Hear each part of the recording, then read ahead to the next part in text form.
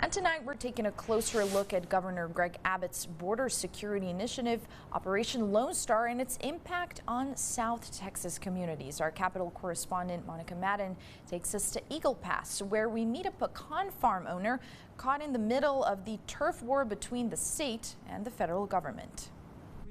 Magali Urbina and her husband bought their 400-acre pecan orchard in April 2021, right after the governor launched Operation Lone Star. Last year there were hundreds, if not thousands, that crossed through the property. Concerned about migrants crossing, they welcomed the state's fencing on their orchard at first, but that's all changed. They wouldn't stop.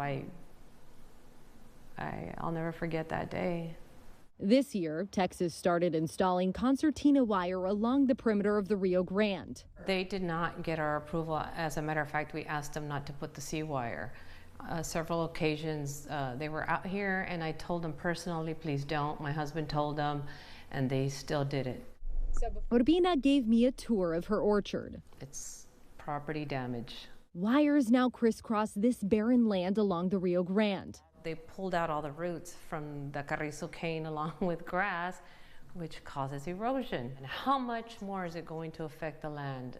Cop cars hide in trees. State troopers inside the orchard. And a steady hum of four-wheelers kick up dust every time they drive by. There's hundreds. There's been hundreds. And it's more than just the sights and sounds. There's no fruit. Urbina estimates up to 80% of their trees won't yield any pecans this year. It's a consequence from all the dust that's coming from the river and the road. But a quick drive to another side of her orchard.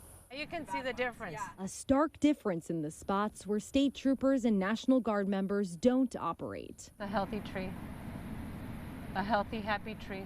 We asked DPS about the physical damage to property owners like Urbina. Of course, I mean, we always want to hear concerns, but again, it all goes back to if we're not there, if we're not trying to fortify some of those vulnerable guys along the border, there's no telling who's going to be coming across that border. And Lieutenant Chris Olivares says getting rid of vegetation along the Texas side of the river was necessary in their mission. If we can't see who's hiding in those areas or who's coming across, it makes it very difficult for us. So trying to eradicate that has been very effective as well, because now we have a clear visibility of the river and we can see who's coming across. While Urbina is all for border security, she just hopes leaders can do it without the damage.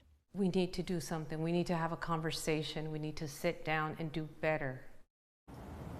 And as of now, the Urbinas say they are exploring their options for potential legal paths forward.